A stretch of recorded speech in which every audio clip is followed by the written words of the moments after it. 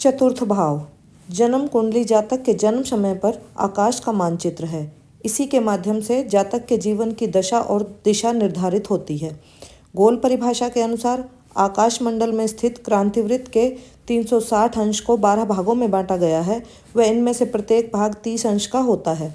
इन्हीं 12 भागों को ज्योतिष शास्त्र में 12 भावों की संज्ञा दी जाती है। इन 12 भावों से मानव जीवन के विभिन्न विषयों का विचार किया जाता है। ये विषय हैं तनु, धन, सहज, सुख, सुत, रिपु, जाया, मृत्यु, भाग्य, कर्म, लाभ और व्यय। चतुर्थ भाव दक्षिणोत्तर वृत्त और क्रांति वृत्त का वह संयोग स्थान है जो क्षितिज वृत्त के नीचे है। उसे ही हम चतुर्थ भाव के नाम से जानते हैं। कुंडली के चतुर्थ भाव से मुख्यतः भूमि, भवन, वाहन और मातृसुख आदि का विचार किया जाता है।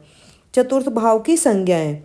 चतुर्थ भाव को सुहृद, सुख, अंबा, पाताल, तुर्य, हिबुक, ग्रह, वाहन, यान, बंधु, अंबु, नीर, जल, शौर्य, कर्ण, रसातल, मातृ, ससुर, बुद्धि, क्षिति, कंटक केंद्र तथा चतुरस्त्र आदि नामों से जाना जाता है।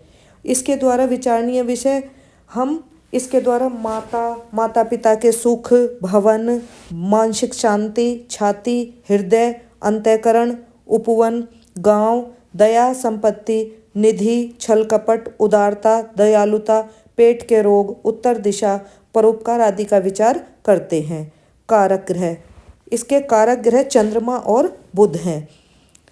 अब अलग अलग विचार करने के लिए अलग अलग कारक भी हमें लेने पड़ते हैं। जैसे अगर माता और भावनाओं का विचार किया जाएगा तो चंद्रमा कारक होगा।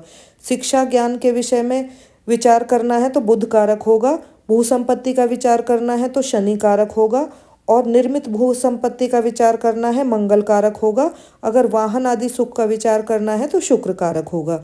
अगर सगे संबंधी की बात करें तो माता और ससुर का विचार कुंडली के चौथे भाव से किया जाता है, क्योंकि जो ससुर है वो जीवन साथी से के भाव से दसम स्थान पर है। शरीर के अंग की बात करें तो छाती, हृदय और फेफड़ों का विचार हमारा चतुर्थ भाव से किया जाता है।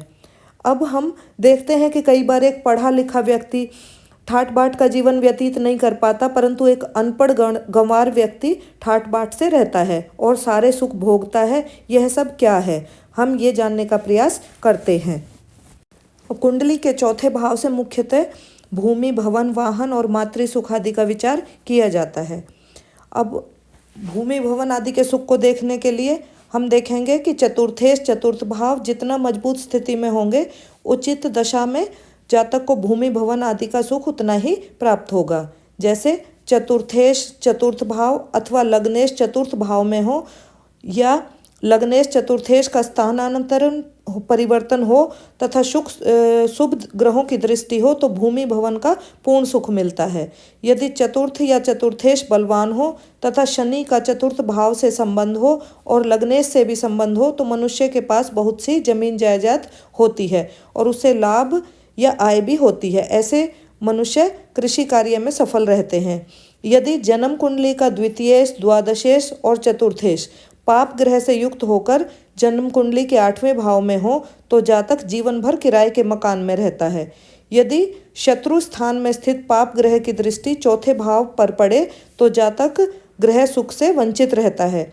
यदि चतुर्थेश केंद्र या त्रिकोण में हो और शुभ ग्रह द्वारा दृष्ट या युत हो तो आरामदायक घर की प्राप्ति होती है। यदि चतुर्थेश 6, 8, 12 भावों में बैठा हो तो घर नहीं होता। अब घर, जमीन, जायदाद का विचार चतुर्थेश से, सुख का विचार गुरु से तथा उत्तम वाहन व सुख व आराम का विचार शुक्र से करना चाहिए।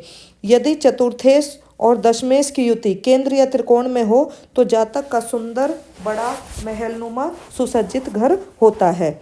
इसी प्रकार अगर हम वाहन सुख की बात करें तो चतुर्थ भाव, चतुर्थेश एवं शुक्र सभी बली हों और लग्न या लग्नेश से संबंध स्थापित किए हुए हों तो जातक को वाहन सुख होता है। इसका कारण यह है कि ये सभी वाहन के प्रतिनिधि हैं और इसके साथ कुछ अन्य योग भी होते हैं।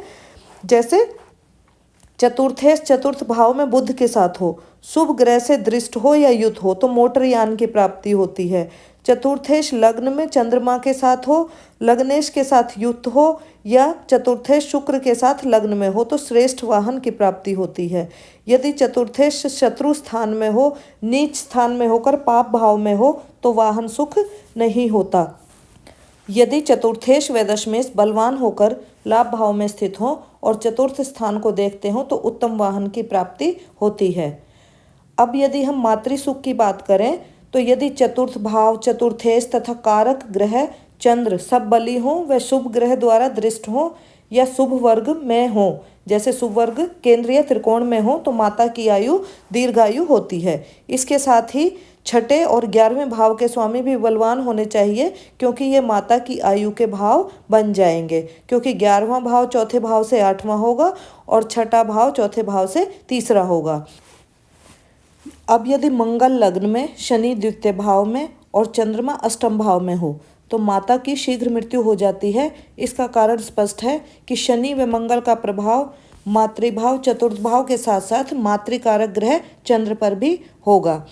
व्यक्ति की कुंडली में चतुर्थ भाव व चतुर्थेश महत्वपूर्ण है क्योंकि इनसे ही जातक की प्रगति व प्रवृत्ति की गति का संपादन होता है। इस प्रकार सार यही है कि चतुर्थ भाव और चतुर्थेश जितना सुदृढ़ और शुभता से समृद्ध होंगे, जातक के जीवन में उतनी ही समृद्धता रहेगी और चतुर्थ भाव व चतुर्थेश पर जितनी अशुभता रहेगी, जातक उतना ही दुखी रहेगा।